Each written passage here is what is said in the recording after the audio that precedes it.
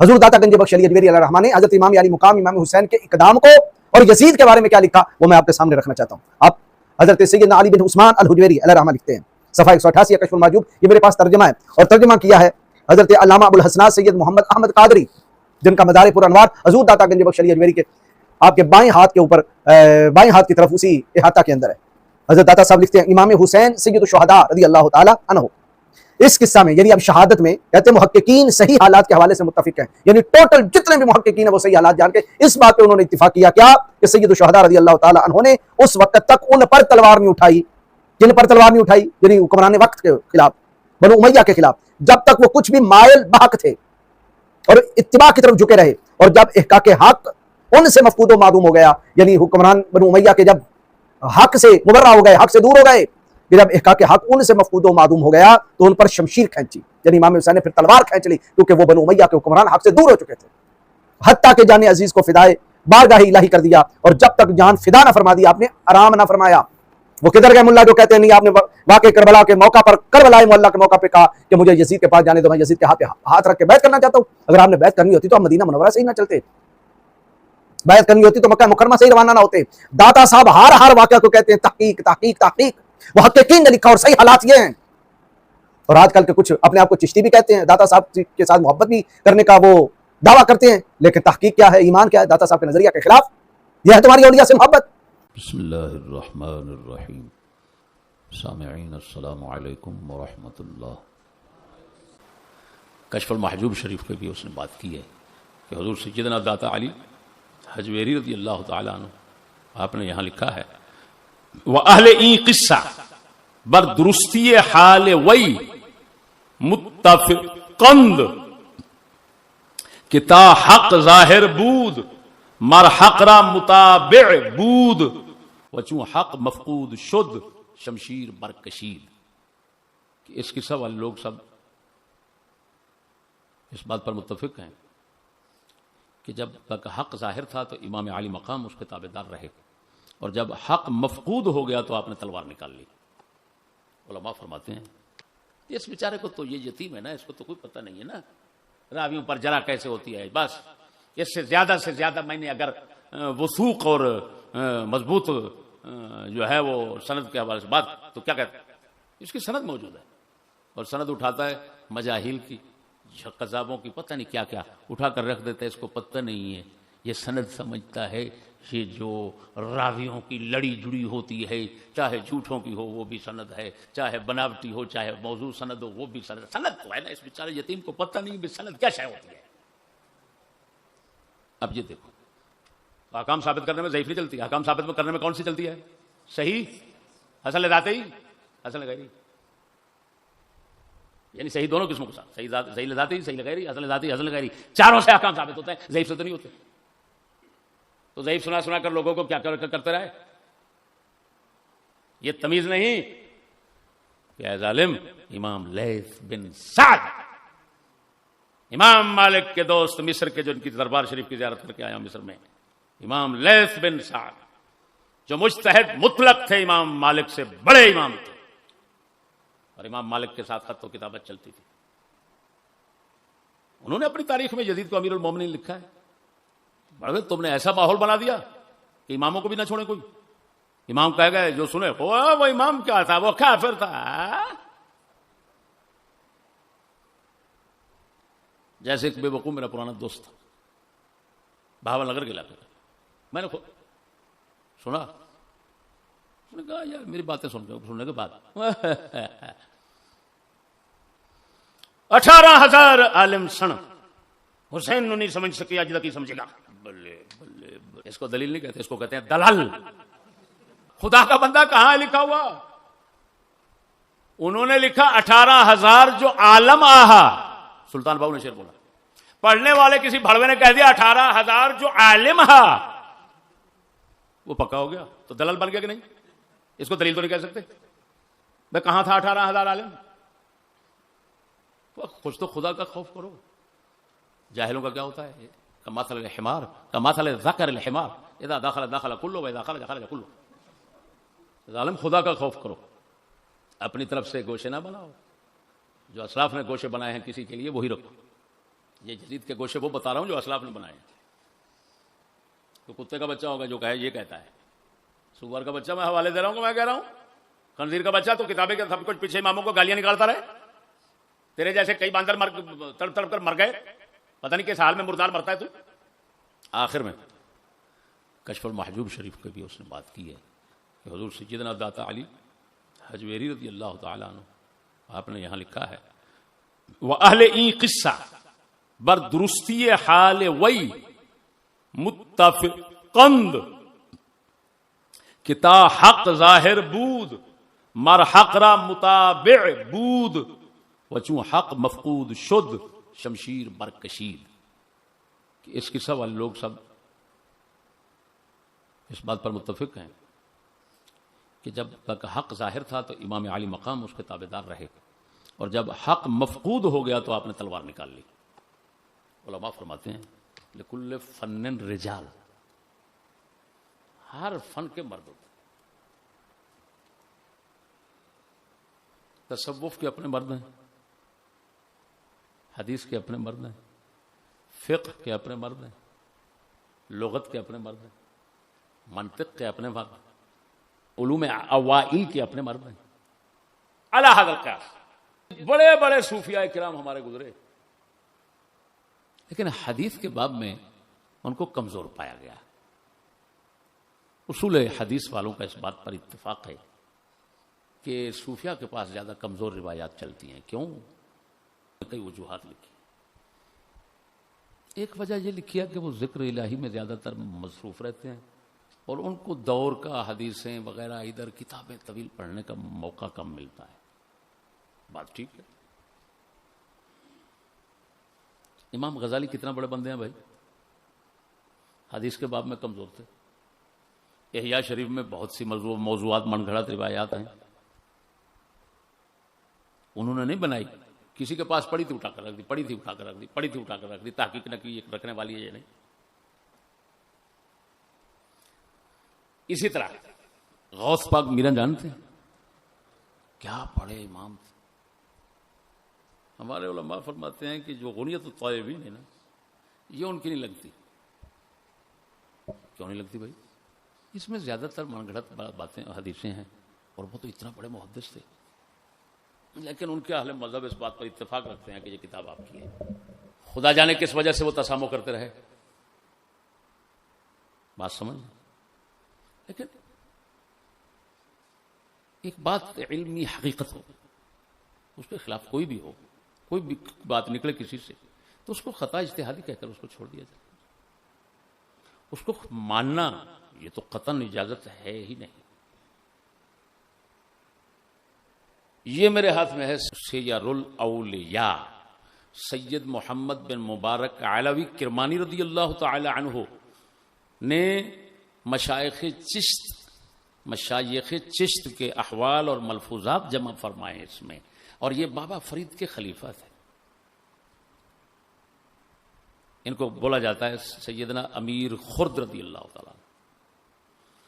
یہ مولا علی کے حالات کے آخر میں لکھتے ہیں عبد الرحمن ملجم کے جانب معاویہ شدہ بود. عبد الرحمن بن ملجم جو معاویہ کی جانب ہو گیا تھا, کب ہو گیا تھا خدا جانے, کسی نے ملاوٹ کی کچھ نہیں کہہ سکتے, لیکن نسخہ میرے پاس پرانا ہے اور فارسی اثر. مؤسسہ انتشارات اسلامی لاہور, مرکز تحقیقات فارسی ایران و پاکستان کا مشترکہ یہ مرکز ہے تحقیقات کا فارسی کا, ایران اور پاکستان کا, یہاں اسلام آباد میں اور لاہور میں بھی. تو انہوں نے یہ چھاپائی. اس کے اندر جو کچھ موجود ہے اس کی بات کر رہا ہوں. الحاق بالکل ممکن ہے کہ کسی نے بڑھا دیا, لیکن اتنے بڑے بزرگ کی کتاب میں آیا ہوا ہے, تو یہ احتمال اگر ایک طرف رکھو تو دوسرا احتمال موجود ہے کہ آپ نے لکھ دیا ہو. اگر لکھ دیا ہے تو بات سراسر غلط ہے. پوری تاریخ اس بات پر متفق ہے شیعہ سنیوں کہ 3 خارجی لوگ جمع ہوئے نہروان کے بعد. نہروان کے بعد مطلب یہ ہے کہ نہروان بھی ہو گئی تھی. 3 شخص جمع ہوئے, عبد الرحمن بن ملجم مرادی, برق بن عبداللہ، برق بے رے کاف ڈنڈے والا، برق، برق بن عبداللہ تمیمی اور عامر بن بکر تمیمی، یہ تینوں خارجی تھے. یہ میں البدایہ والنہایہ سے سنا رہا ہوں. یہ تینوں اکٹھے ہوئے. انہوں نے کہا یار انہوں نے تو ظالموں نے ہمارے وہ نہروان میں بڑے بڑے نیک لوگوں کو قتل کر دیا ہے، معاویہ، علی، یہ سارے مل کر، یہ تو اتنا بڑا ظلم، تو ہمارا جینے کا کیا فائدہ؟ بتاؤ کسی کو نہیں، تینوں کو قتل کرتے ہیں. اب یہ تینوں بیٹھ گئے. کون کون؟ عبد الرحمن بن ملجم، برق بن عبداللہ اور عامر بن ابی بکر. وقت طے کیا، دن طے کیا کہ 17 رمضان، وقت طے کیا صبح کی نماز کے وقت، اور کام تقسیم کر دیا. عبد الرحمن نے کہا میں نے علی کو مارنا ہے، برق بن عبداللہ نے کہا میں نے معاویہ کو مارنا ہے، عامر بن ابی بکر نے کہا میں عامر بن عاص رضی اللہ تعالیٰ جو فاتح مصر تھے، جن کے دربار پر حاضر ہوا ناچی، ان کو شہید کرنا. تینوں نے یہ تہیہ کر لیا، پہنچ گئے وقت پر. عبد الرحمن بن ملجم بھڑوا جو تھا، یہ دلہ عاشق تھا قطامے پر. قطامے کا ذکر آتا ہے عورت کا قافیہ میں، یہ وہی قطامے، باب قطامے پڑھا ہے نا، یہ قطامے وہی ہے. عورت تھی کوفے میں، مولا علی نے نہروان میں اس کے شوہر کو، اس کے پتہ نہیں کس کے، اس کو قتل کر دیا تھا، خارجی جو تھے. اب یہ عورت کہتے ہیں بہت حسین و جمیل تھی، اور مسجد میں رہ کر عبادت کرتی تھی، یعنی رائے بیٹ کا پورا نقشہ تھا. سامنے سے گزری تو اس بھڑوے نے دیکھا، ہاں ہاں ہاں ہاں ہاں ہاں، عبد الرحمن بن ملجم، کیا بات، جس نے دعوت تبلیغ کا بیڑا اٹھایا ہوا تھا. وہ گزری تو حضرت گمسم ہو گئے. کہتا ہے میرے ساتھ شادی کر لو. اس نے کہا شرطیں ہیں، ایک شرط یہ ہے کہ علی کا سر چاہیے. اس نے کہا حاضر ہوں. تیرے کرنے پر کیا کیا دیکھ تو صحیح، عورت کے پیچھے مولا علی کو مار رہا ہے اور بنا رہا ہے بہانہ مذہب کا.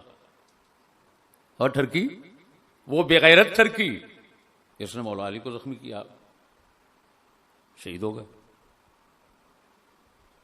برق نے حضرت معاویہ پر حملہ کیا، ورق پر ایسا زخم لگا، نے کہا حکیموں نے کہ آگ سے زخم ختم کرنا پڑے گا، جلانا پڑے گا، یا پھر یہ ہے کہ ہم ایک دوائی پلائیں گے آپ کی نسل پیدا نہیں ہوگی. آپ نے فرمایا یار یہ آگ کا عذاب تو مجھے نہیں برداشت ہوتا. باقی رہا یزید اور عبداللہ، یہ دو بیٹے تھے آپ کے حضرت معاویہ کے. یزید اور آنکھیں ٹھنڈی کرنی ہے تو ان کو دیکھ کر لوں گا، بس آگے مجھے نہیں چاہیے اولاد. انہوں نے وہ پلائی، دوائی جو پلانی تھی تو اس سے نسل خوشی ہوگی ہمیشہ کے لیے. ان کا یہ ہو گیا.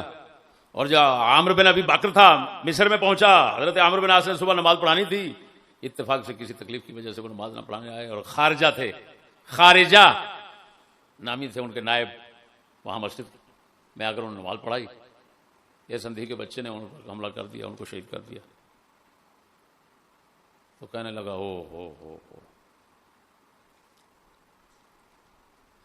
ارد تو عامر بن العاص وقتلا خارجہ. وہاں سے یہ مثال نکل پڑی دنیا میں. اب ایمان سے بتانا، عبد الرحمن بن ملجم کو سیجر الاولیاء میں لکھا جا رہا ہے، وہ کس کی طرف چلے گئے؟ معاویہ کی طرف. اور یہ اکٹھے جمع ہو کر حضرت معاویہ کو بھی شہید کر رہے ہیں، ان کو بھی. تو معاویہ کی طرف کیسے گئے؟ تو کہنا پڑے گا یا الحاق ہے یا بزرگ نے کسی سے سنا، شہرت کی بنا پر صوفی بندے تھے، لکھ دیا بات. اب داتا علی حجویری رضی اللہ تعالی عنہ ورضی بہ عنا کہ اس عبارت شریف پر آتے ہیں کہ جب تھا دین تو آپ متابع تھے.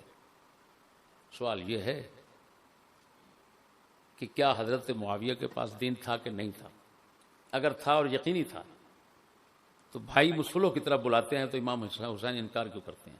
یہ صحیح سندوں کے ساتھ طبقات ابن سعد صاحب کے پاس موجود ہے. آخر بھائی کہتے ہیں میرا جی کرتا ہے میں کمرے میں داخل کر کے کنڈی لگا کر میں باہر صلح کر لوں، بعد میں تجھے چھوڑ دوں۔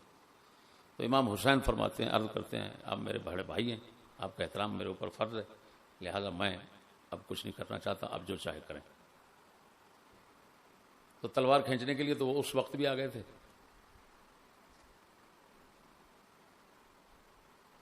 اگلی بات، دین اگر مفقود ہو چکا تھا، معاذ اللہ معاذ اللہ معاذ اللہ، 1000 بار معاذ اللہ، دین اگر مفقود ہو چکا تھا، امام نے پھر تلوار نہیں اٹھائی۔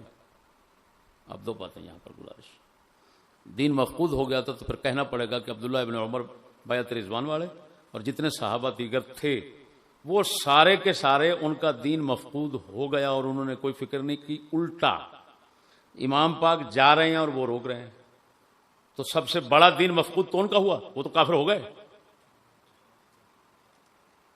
عجیب بات، امام نے تلوار نکالی، کہاں تلوار نکالی؟ جب کربلا میں پہنچتے ہیں تو وہاں پر فرماتے ہیں مجھے جانے دو یزید کے پاس، واپس جانے دو، سرحد پر جانے دو۔ تو اب کیا کہیں گے؟ امام حسین سے بھی دین مفقود ہو گیا معاذ اللہ، تو یہ تو چھوڑ بیٹھے۔